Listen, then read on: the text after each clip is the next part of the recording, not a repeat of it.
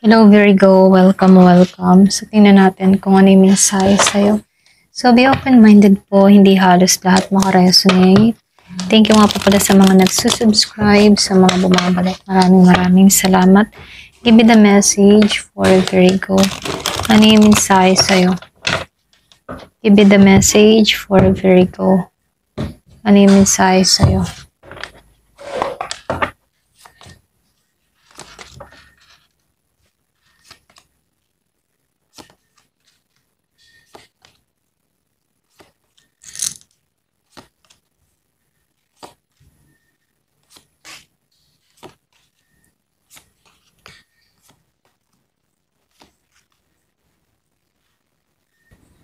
So, dito, nakikitaan ko dito yung overall message.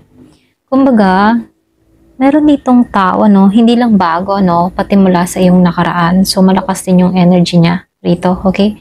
Kumbaga, hindi pa ito fully tapos para sa'yo. Meron akong nakikitang unfinished business. Pwedeng may guilt or desire sa reconnection, okay? So, meron akong nakikitang Aries, Leo, Sagittarius kung meron kang ganitong person. Meron din akong nakikitang Scorpio, Cancer, and Pisces. Virgo, Capricorn, Taurus, Gemini, Aquarius, and Libra. Okay? So, dito sa Four of Wands reverse, yung mga tipo na meron ditong tao na gusto ng stability sa'yo. Okay? Kaya lang, hindi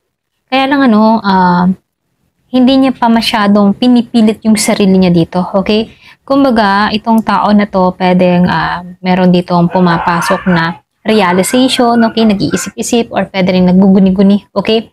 So, dito, nakikitaan ko dito sa Queen of Pentacles upright, ikaw ngayon to. So, lumalabas dito, yung iba sa inyo, kalmado ka, grounded ka, mukhang nag-aayos ka ng career or finances mo.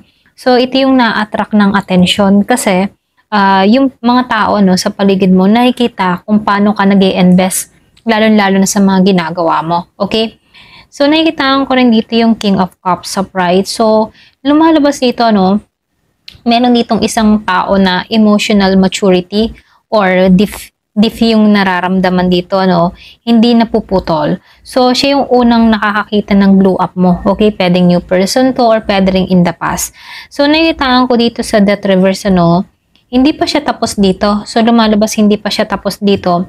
May resistance to letting go. Pero ito mismo yung biggest sign na kasama yung past person na humahanga sa'yo. Okay? Or pwede rin nakatingin siya sa'yo ngayon. Kung mahilig ka magpo-post sa social media, nakasubaybay pa rin sa'yo dito. So, nakikitaan ko rin dito sa Ten of Swords reverse, gusto nyo bumangon mula sa sakit or pwede rin ending ninyo. Okay? Kaya lang dito, nakikitaan ko dito yung healing or pwede rin meron ditong may desire na ayusin yung mga bagay-bagay. Okay? So, nakikitaan ko rin dito sa Nine of Wands, yung bang tipo na, so dito, nakikitaan ko dito na pagod na siya or pwede rin, meron ditong cycle na ayaw ng drama. Okay? So, pero ready tong tao na to for something na simple lang. Okay? Yung merong calm, okay? Or pwede rin kalma ang lahat. Okay? So, dito, nakikitaan ko rin dito yung Knight of Swords upright and the Ace of Swords upright. Kumbaga, meron ditong biglaan, pwedeng direct or pwedeng impulsive action, na paparating galing sa nakaraan mong tao. So, nakikitaan ko rin dito, ito yung message na kukumprontahin ka, kakausapin ka. Kumbaga, sudden connection, okay? Or pwede rin sudden reconnection. So, lumalabas din dito sa Ace of Swords, andito yung talk or pwede rin clarity, pwede yung katotohanan, mag-open up siya sa'yo dito, okay? So, nakikitaan ko rin dito, yung bang tipo na bagong simula or pwede rin pag-uusapan ninyo yung mga bawat bagay-bagay, So, nakikitaan ko dito, pwedeng gusto kang kausapin ng malinaw, klaro, maayos, or pwedeng meron siyang gustong i-offer sa'yo. So, nakikitaan ko dito, expect communication yung parating. So, dito, lumabas tong the Fool dito, nakikitaan ko dito, ito yung bagong simula. Kumbaga, meron ditong susugal sa'yo or pwedeng mag-rest ng, kumbaga, risk-taking siya dito Kumbaga, nakikitaan ko dito, gusto niya dito ng somebody want fresh, okay? So, nakikitaan ko dito, gusto ng tao na to na bagong simula sa'yo, okay? So, dito, nakikitaan ko rin dito, dito sa So, dito sa Four of Pentacles, nakikitaan ko dito, medyo grounded siya dito, or pwede rin guarded siya dito. So, ayaw na basta-basta mag-attach or bumalik sa dati. Yung iba sa inyo, pwedeng meron siya na pagtanto dito. Or pwede rin energy mo to, kumbaga, protektado ka sa peace mo or sa kapayapaan mo rito. Okay?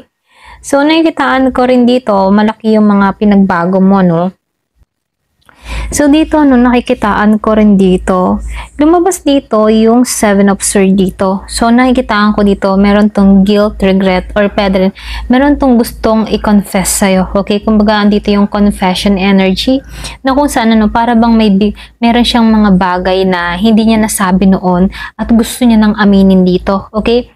So, dito, sa Six of Cups, nakikitaan ko dito, ito yung malinaw na past connection, So, nakikitaan ko dito, gusto nitong sumugal or sumubok muli sa'yo, pero siya yung hindi na makabitaw dito, So, nakikitaan ko rin dito yung strength reverse, So, nakikitaan ko dito, meron ditong natatakot na lumapit. Wala siyang confidence dito. Pwedeng meron kang kadiling na Leo energy.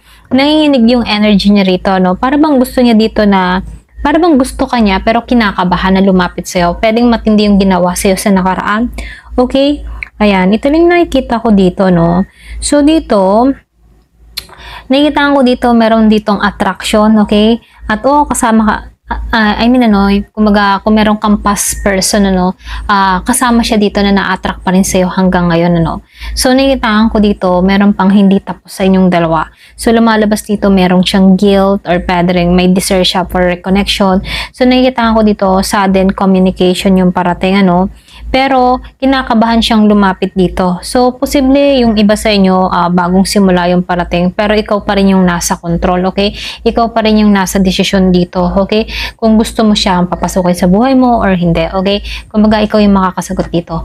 Ayan, ito lang nakikita ko, Nakikitaan ko lang dito na very attractive ka ngayon, okay? Ayan, hanggang dito na lamang po. Thank you for watching. Love and peace.